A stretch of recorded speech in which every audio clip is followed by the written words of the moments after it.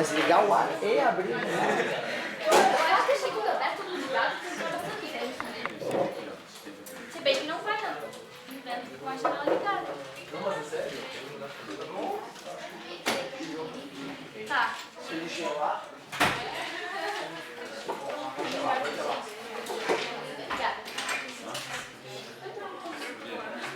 Tira o botão.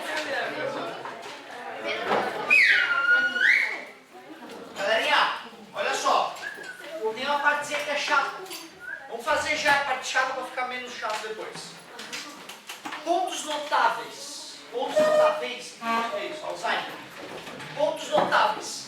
Essa história, para ti que não é, né, a primeira vez que tu vê essa matéria, vai fazer sentido para a maioria de vocês. Para um aluno de ensino médio que nunca viu nada de ótica e na segunda aula o cara vai lá e joga isso, parece uma teoria bizarra que não tem aplicação. Olha só que interessante que é isso aí. O que é um sistema óptico? O sistema óptico pode ser uma lente, pode ser um espelho plano, pode ser um espelho esférico. É algo que a gente vai estudar do ponto de vista óptico, sistema óptico. Como eu não sei o que é o sistema óptico a priori, eu posso representar ele por uma caixinha. Eu vou fazer 6 sistemas ópticos aqui. Como eu disse, isso pode ser um espelho plano, um espelho esférico, uma lente. Vamos pensar, isso é um espelho plano, aquele que tu usou hoje já algumas vezes. Quando tu está diante de um espelho plano, tu é o quê? Tu é objeto ou tu é imagem? Tu é um objeto, lógico. A luz vem da lâmpada ou do sol, bate na tua pele, se reflete, e essa luz que sai de ti, que és objeto, vai em direção ao espelho plano, né? Tudo bem? Ou seja, o que eu estou querendo te dizer é que se tem luz chegando no sistema óptico, ela veio do... O amigo que está pensando comigo, fica fácil. Não é algo absurdo que eu estou te dizendo. Estou dizendo que se ali é um espelho e tu é o objeto, claro que tu não é uma imagem, né? Não é Matrix, aqui é brincadeira, né? É um objeto, tá? Objeto. A luz bate em ti, se reflete e vai para o objeto. A luz que chega veio do... Óbvio. Aí a luz bate e volta. Volta para o olho do observador. Essa luz que volta é que vai gerar alucinação no cérebro do cara, fazendo parecer que tem algo atrás do espelho, né? A imagem. A luz que sai do sistema óptico é que forma a imagem. Se tu quiser decorar, tudo bem. Eu acho que é absurdo decorar, porque amanhã a gente esquece. Mas se tu quiser decorar, tudo bem. Tá chegando, veio do... Tá saindo, vai formar a... Luz chegando, a origem é o objeto. Luz saindo, vai formar a imagem. A mais pura verdade que acontece todo santo dia quando estás diante do espelho. Só que aí tem 3 maneiras dessa luz estar chegando ou saindo do sistema óptico. Ela pode estar chegando de forma paralela, ela pode estar chegando formando um pincel de luz cônico divergente, ou ela pode chegar no sistema óptico formando um pincel de luz, um conjunto de raios de luz cônico convergente. Nós vamos dar nome para essas situações, seja para a luz chegando, seja para a luz saindo do sistema óptico. Cada uma caixinha dessa é um sistema óptico, que pode ser uma das várias coisas citadas, o microscópio, uma luneta, uma lupa, o teu olho, certo? O que nós quisermos. Aqui, deixa eu ver, luz formando um cone, saindo do sistema óptico, cone convergente. E aqui a luz, mais uma vez, saindo do sistema óptico, formando mais uma vez algo cônico. Só que a luz tem que estar saindo. Nós temos que classificar esses pontos de 3 formas: ponto imagem ou ponto objeto. Ou é um objeto ou é uma imagem. Temos que classificar em real ou virtual. Real é aquilo que existe de fato, palpável. Virtual é aquilo que não existe, que é criado. Certo?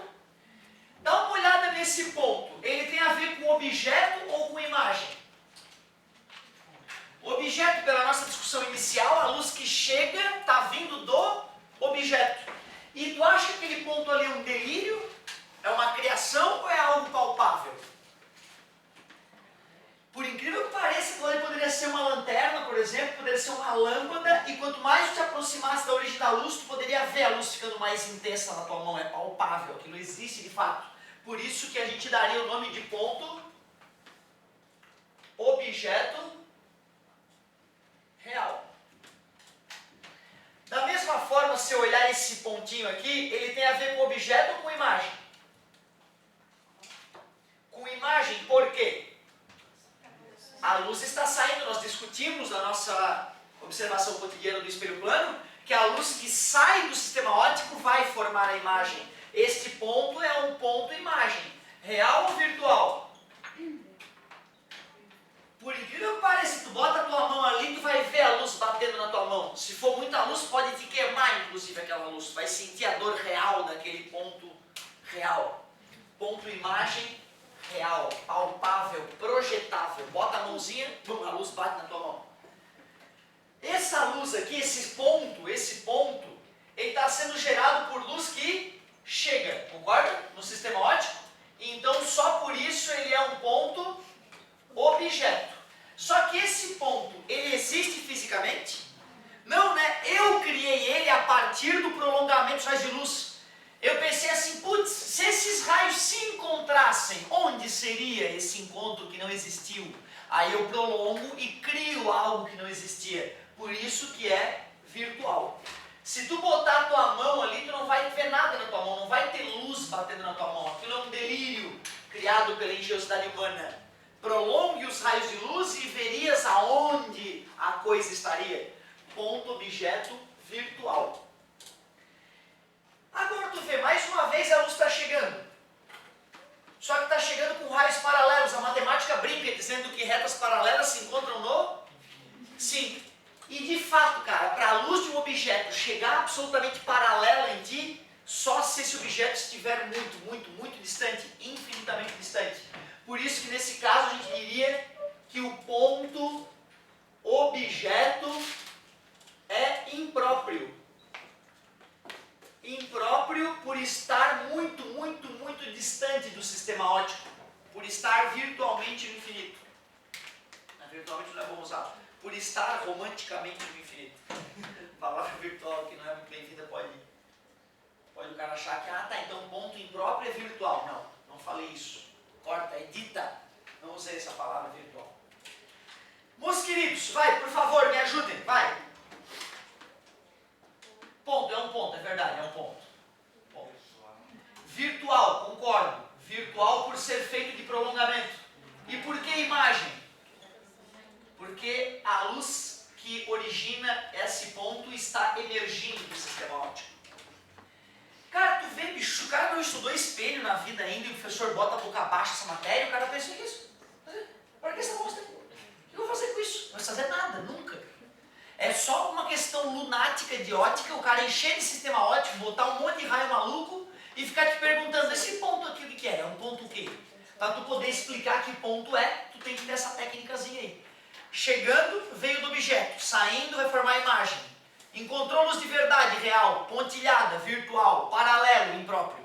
Se tu decorar isso aí, tu mata a questãozinha satânica dos sistemas ópticos. Certo? Aqui está saindo a imagem. É paralelo a impróprio. Ponto, imagem, impróprio. Impróprio. Ou seja, está muito distante, se tu quiser fazer essa observação. Ou pode-se dizer que a imagem forma-se no infinito, nesse caso.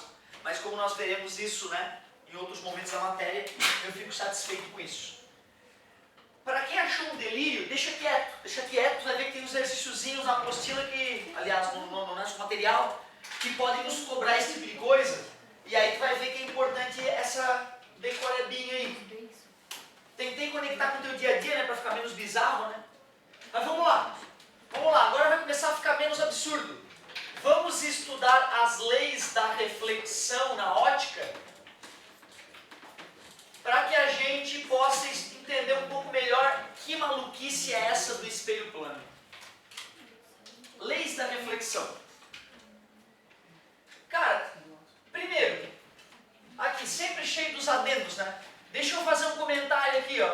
Tipos de reflexão. Tem dois tipos de reflexão. A gente diz que tem a reflexão especular. Especular, por lembrar espelho, é uma superfície tão perfeitinha que os raios de luz que se refletem nela mantêm a mesma organização antes e após a reflexão. Aí tu consegue ver coisas refletidas na superfície, como ocorre no espelho, daí o nome é especular. Mas, por exemplo, aqui a luz está refletindo, por isso que eu vejo a parede, mas eu não me vejo refletido na parede como me vejo no quadro. Ó, no quadro eu vejo. Agora aqui eu não vejo. Quer dizer que essa reflexão que ocorre no quadro é distinta da reflexão que ocorre na parede. A reflexão na parede, como a parede não é perfeitinha, ela é cheia de irregularidades, os raios de luz que se refletem no meu corpo, mantendo uma certa organização. Organização essa que te faz me reconhecer quando olhas para mim. A parede, se pensasse, olharia para o Otávio e ele é o Otávio. Essa luz chega com o formato de Otávio na parede. Só que na hora que esses raios de luz se refletem, cada raiozinho reflete de um jeito diferente. Bate no morrinho artilheiro, tá vendo os morrinhos? E aí a luz fica embaralhada. Por isso que a gente não se enxerga nos objetos comuns. Porque ocorre uma reflexão difusa, que a gente chama. Reflexão difusa. Certo? Na tua pele a reflexão é difusa, eu não me vejo, não vejo os objetos refletidos na tua pele, mas quando eu te olho no olho, eu me vejo. No teu olho, como é uma superfície lisinha, a reflexão é especular já, certo? Imaginem uma superfície perfeita que eu posso representar dessa maneira. Ela vai ser a superfície refletora. Superfície refletora.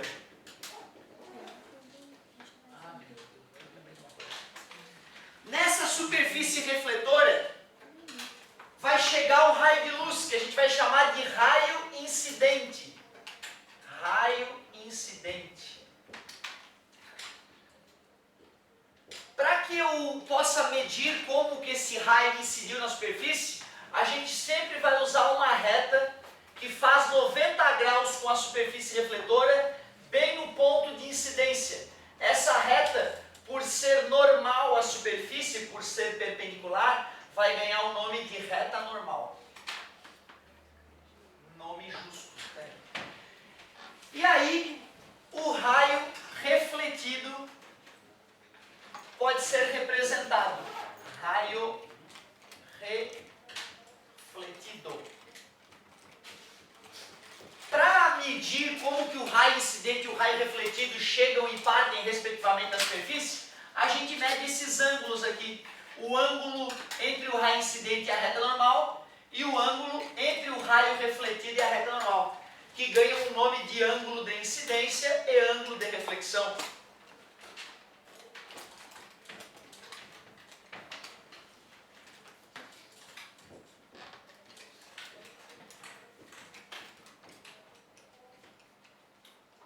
Esses seriam os elementos. Tu vê, né, cara? É meio revoltante pro cara que já viu a matéria ver isso tudo, né? Mas é isso aí, eu tenho que te dar o nome das coisas para quando eu for falar de alguma dessas coisas, né, tá bem claro. Ah, não, tô falando daquela entidade que nós já discutimos o que é. Ô, galerinha. Leis da reflexão. Primeira, isso eram os elementos. Poderíamos escrever aqui, né? Elementos. Agora vamos às leis propriamente ditas. Primeira lei. A primeira lei diz que o raio incidente, o raio refletido e a reta normal estão sempre no mesmo plano. A gente vai dizer que, vamos fazer de forma econômica? De forma econômica eu poderia dizer assim, ó, o ângulo de incidência é coplanar ao ângulo de reflexão. O jeito completo seria o raio incidente, o raio refletido e a reta normal são coplanares, estão sempre no mesmo plano. Mas é o mesmo que dizer que o ângulo de incidência e o ângulo de reflexão são medidos no mesmo plano. Isso já garante que a reta normal, o raio incidente e a reta refletida sejam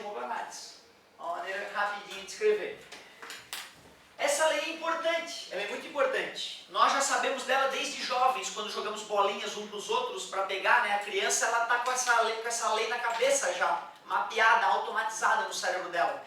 Então, o amigo joga a bolinha de tênis para ele para ficar no chão.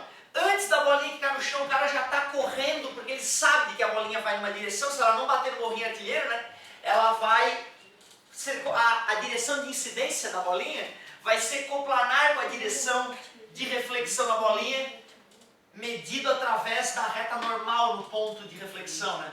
Isso é altamente intuitivo, mas tu vê, né, cara, o nosso organismo reconhece esse padrão, certo? Senão não seria possível brincar de jogar bolinha um pro outro.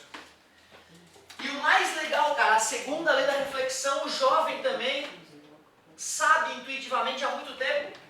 Quando a gente quica uma bola de basquete no chão, para que a gente consiga brincar com a bola, a gente tem que saber que o ângulo de incidência é igual ao ângulo de reflexão. Senão, não seria possível fazer a brincadeira com a bola. Quando tu joga a bola com o ângulo de incidência zero, fazendo 90 graus com superfície, né? A bola volta com o ângulo zero. Se tu quica ela com 10 graus, ela reflete com 10 graus para poder brincar desse kick já com um ângulozinho um pouquinho diferente do clássico. Tu tem que entender isso. Só que ninguém calcula isso, né, quando jovem. É uma coisa natural, a gente brinca e está sabendo dessa regra sem estar consciente dela, né? Agora nós só temos que automatizar essa ideia. Cara, com essas duas regrinhas e sabendo que a luz anda em linha reta, sabendo que os raios de luz são independentes, conhecendo os pontos notáveis de um sistema óptico, já dá para a gente começar a estudar o espelho plano.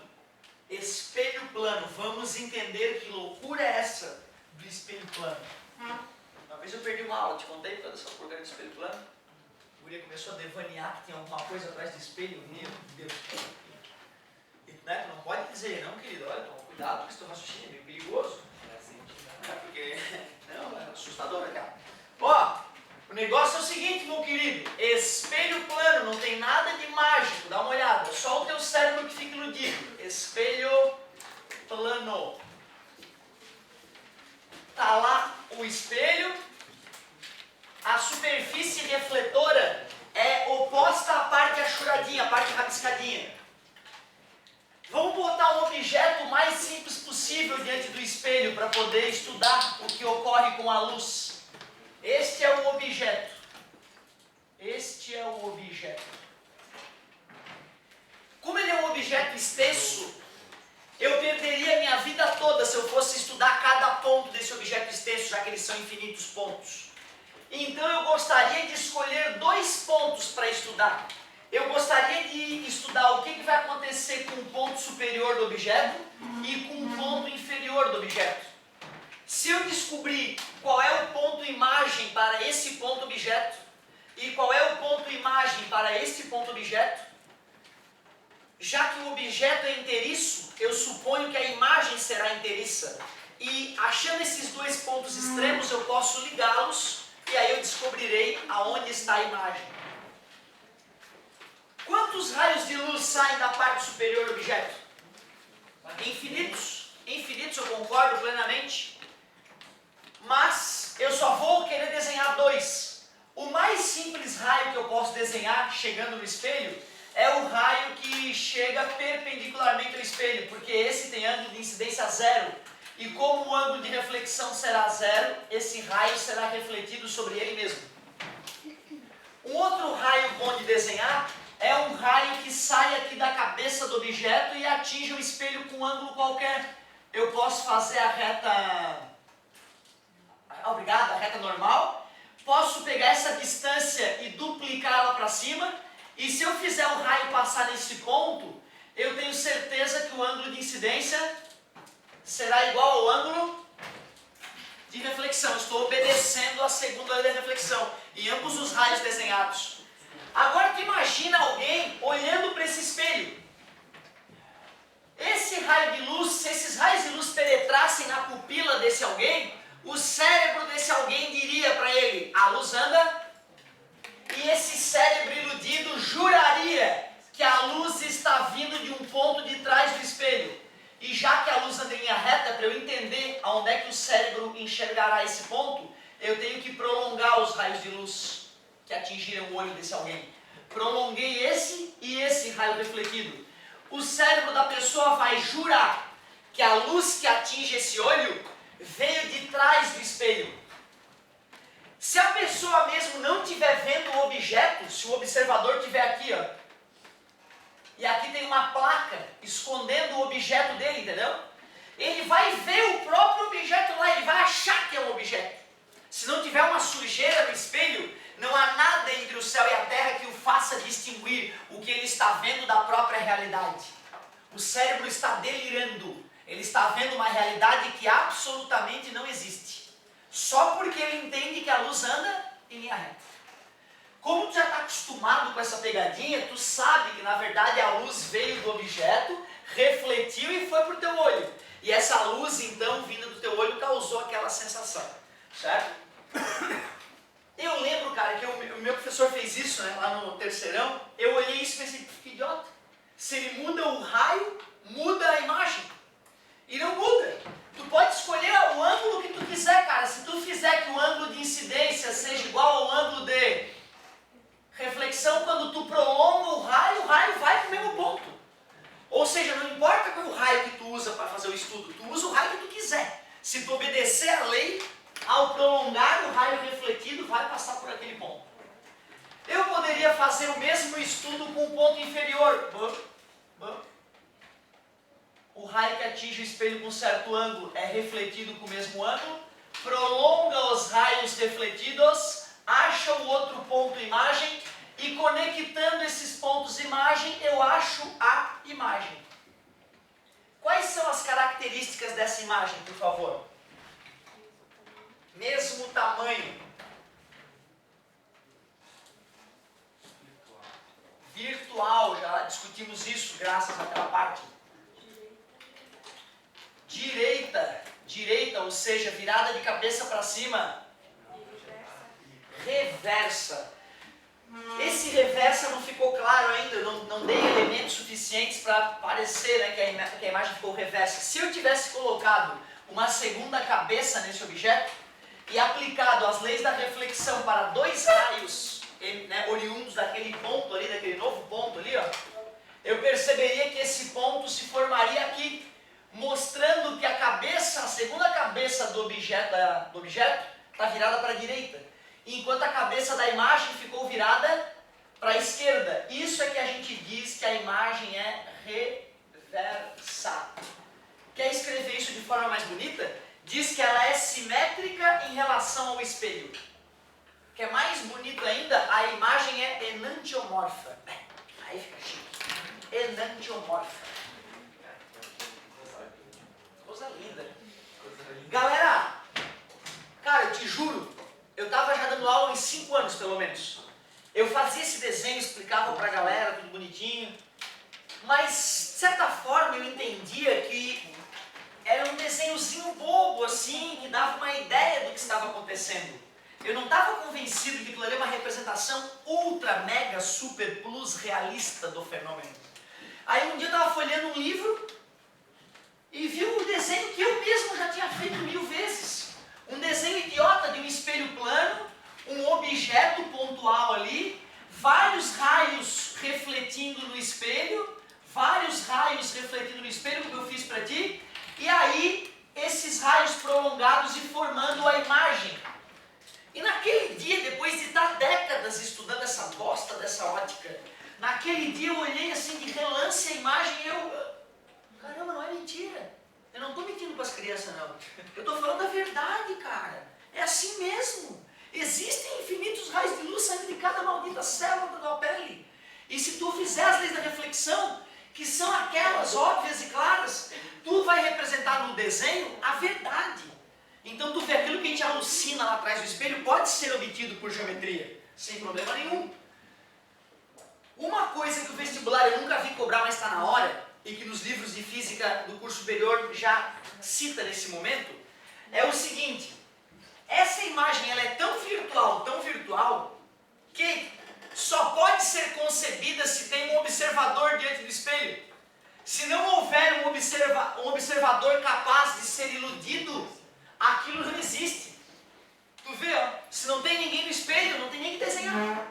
Se não tem ninguém vendo o espelho, não tem nem o que desenhar, porque Aquilo lá atrás só pode ser concebido, estou delirando. De onde é que vem a luz? Vem dali. Que viagem, né? Imagem virtual só faz sentido discuti-la se tem alguém olhando a experiência. Senão, ela nem existe, porque a luz não se encontra, não se forma aquela entidade. Muito bem. Show. Ô galerinha, nós chamávamos de P a posição do objeto ao espelho, né? E de P' a distância da imagem ao espelho. Para o espelho plano, qual é a relação entre o P e o P'? Em módulos são iguais. Só que o Carl Friedrich Gauss, o alemão ninja, ele fez regras de sinais. E eu já te falei a regra do sinal do I e do O, né? Para cima, para baixo, show. A regra do P e do P' ela é um pouco mais delicada. A regra do P e do P' é a seguinte: se for real, é positivo. Se for virtual, feita de prolongamento, é negativo. E se for pensar, real é sempre mais gostoso, né? Virtual é bom também, mas não é tão bom. Tá entendendo? Sim, foi uma piada sexual. É isso. Anota aí. Certo? Então é uma piadinha do bem. Se é real é mais gostoso, positivo. Virtual, negativo. Certo? Não quebra um galho, né? Então tá bom. Ô galerinha, ó, pra matematizar essa relação, como é que eu escrevo o P e o P'? P igual menos P', porque P' é número negativo, né? Menos com menos fica dois números positivos, show de bola. Qual é a relação entre o tamanho do objeto e o tamanho da imagem? O igual e precisa do menos? Não, porque ambos estão virados para cima. Então tu vê, né? As equações do espelho plano se resumem a isso. Lembra da fórmula da câmara escura no final da aula passada? A igual a I sobre O, que é igual a menos P' sobre P. Ela continua valendo para o espelho plano. Já que I é igual a O, I sobre O dá 1. Está dividindo, passa multiplicando. P igual a menos P', o que a gente já tinha escrito.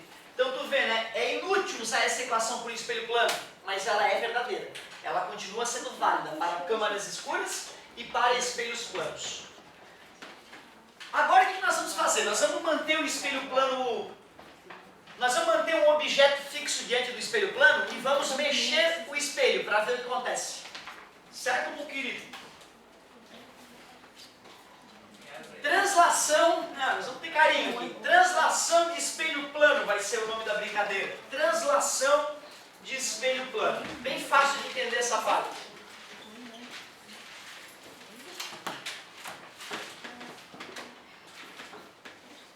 Tem umas pegadinhas perigosas, né? Mas se estiver bem ligado não vai ter estresse. Dá uma olhada. Espelho e objeto. Pelo que a gente acabou de discutir, se o objeto está a uma distância x do espelho, a imagem também se forma a uma distância x.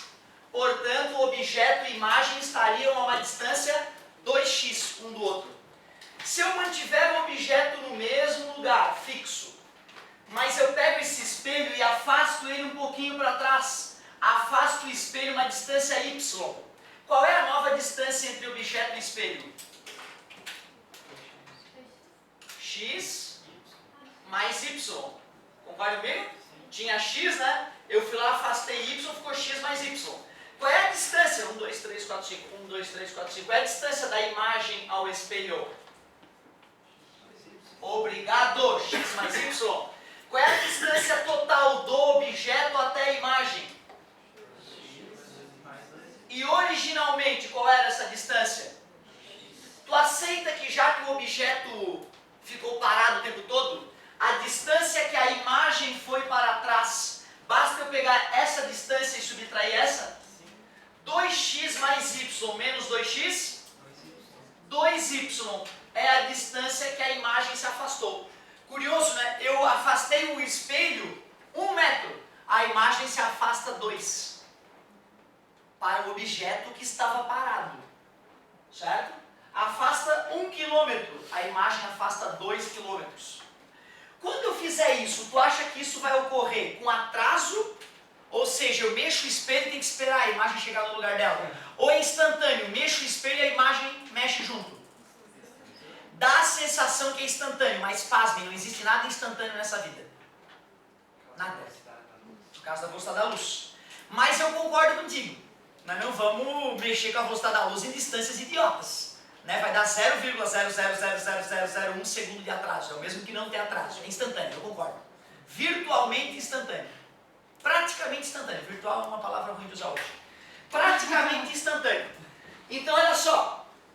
Eu posso dizer que já que o deslocamento que a imagem sofre é o dobro do deslocamento do espelho, e já que isso ocorre praticamente ao mesmo instante, eu posso concluir também que a velocidade da imagem é o dobro da velocidade do espelho. Quer dizer que se eu pego um espelho e afasto ele de mim a 10 metros por segundo, a imagem refletida se afastaria de mim a 20 metros por segundo. Se eu mexo o espelho a 100 km por hora, a imagem se afasta de mim, estou parado, a 200 km por hora. Se eu mexo o espelho na velocidade da luz, a imagem se afasta da velocidade da luz, porque não existe nada mais rápido que a luz. Beleza? Certo? Nada físico, né? Informação pode superar a velocidade da luz, uma coisa que eu fiquei pasmo quando me toquei disso tardiamente. Tudo bem para vocês que uma informação pode superar a velocidade da luz? Por exemplo, falei da guilhotina já? Comentei? Não? Sabe guilhotina? Ali vai o pescocinho. Se eu faço a guilhotina cair, tu concorda que esse ponto de intersecção entre a lâmina da guilhotina e onde o pescoço será fatiado, ele se desloca para a esquerda à medida que a guilhotina desce? Tu concorda que a velocidade com que esse ponto se desloca para a esquerda depende da velocidade de queda da guilhotina? Mas também depende do ângulo, né? Concorda? Para um ângulo zero, a velocidade é infinita, porque todos os pontos vão se mover ao mesmo tempo, de certa forma, né? Para um ângulo, para uma lâmina assim, esse ponto não vai se mexer nunca, a velocidade é zero. Quanto mais próximo de zero aquele ângulo ali, maior a velocidade com aquele ponto de contato vai correr a visão de quem assiste o guilhotinamento. Tudo bem? Eu fico empolgado, eu penso nos nossos queridos amados governantes. Agora olha só. Desculpa, agora já passou. Ó, tu aceitas então que se eu botar uma velocidade altamente grande aqui e um ângulo bem pequenininho, essa velocidade pode ficar absurdamente alta? Maior que a da luz. Porque aquilo ali não tem massa, aquele ponto não tem massa. Aquele ponto é uma visualização que tu tem, né, da intersecção de duas linhas, né? Concorda comigo? Eu posso fazer aquele ponto superar a velocidade da luz sem violar a lei da física nenhuma. Na prática, inclusive, num guilhotinamento, de fato. Filmar isso, mostrar para as pessoas que se pegar a distância que ele andou com o passar do tempo, vai dar mais do que 3 vezes 10 na 8 metros por segundo. Show, né? Então, cuidado com essas afirmações. Nada pode superar a velocidade da luz, desde que tenha massa. Por isso que o fóton é considerado uma partícula sem massa, quando parado. Mas não na velocidade da luz. Na velocidade da luz ele tem massa. Certo? Beleza. Tu vê que legal, né, cara? Espelho plano, o cara já dá uma paradinha para falar de física moderna. Porque tu viu, né? Essa equação falhou uma hora, né? Quando eu mexi o espelho na velocidade da luz, né? Já era uma sacanagem. Aí, essa equação falhou. Só te falei isso porque eu já vi questõezinhas, né, questionarem esse tipo de coisa. Cara, que perigo. Tu vê que o espelho estava sendo aproximado ou afastado de um objeto parado, né? Olha o que eu vou te falar. Eu, objeto, espelho plano, eu estou andando a 10 metros por segundo. Qual é a velocidade da imagem em relação ao espelho? 10 metros por segundo. Tu imagina a imagem chegar no espelho antes de ti? Tu chama o padre. Se tu tá correndo, apostando corrida contigo, e o cara vai em dobro da velocidade, cheguei primeiro, tu chama o padre, cara. Vocês têm que empatar, criatura. Entendeu? Vamos? Na hora que tu encostar no espelho, a imagem encosta junto. Vocês, para poder empatar essa corrida, tem que ter a mesma. O que eu te ensinei era mexer o espelho, cara, e eu tava parado. Se eu me mexo, a imagem mexe com a mesma velocidade. Agora cuidado, eu falei que eu estava a 10 metros por segundo, né? E perguntei a velocidade da imagem em relação ao espelho. Se eu tivesse perguntado em relação a mim, aí tudo bem, daria 20. Porque se eu corro a 10 e ela corre a 10, nós nos aproximamos a 20 metros por segundo. Tudo bem? Cuidado com essa pegadinha. Por isso não adianta decorar não, tá? Ah, é o dobro.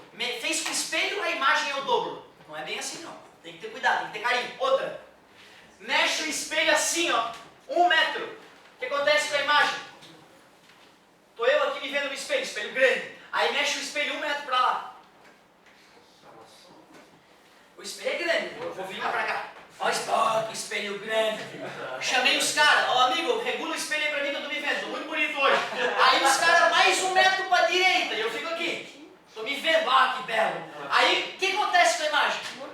Ela tem que ficar parada, porque se ela sair andando, cara, é uma coisa absurda. Tá entendendo? Ou seja, quando eu falo translação de espelho, eu estou dizendo para tu aproximar ou afastar. Se mover lateralmente não acontece nada. E eu já vi o vestibular fazendo isso, entendeu? Um espelho é movido lateralmente a um objeto fixo a 10 metros por segundo. A imagem está a 0. Ela está parada. Tá beleza? Toma cuidado com isso. O que foi esse barulho que é? Passou 5 minutos, não? Acabou? Não, né? Acabou mesmo? Na próxima aula eu vou te mostrar o que acontece quando a gente muda o ângulo entre os espelhos, certo? Acoplamento de espelhos.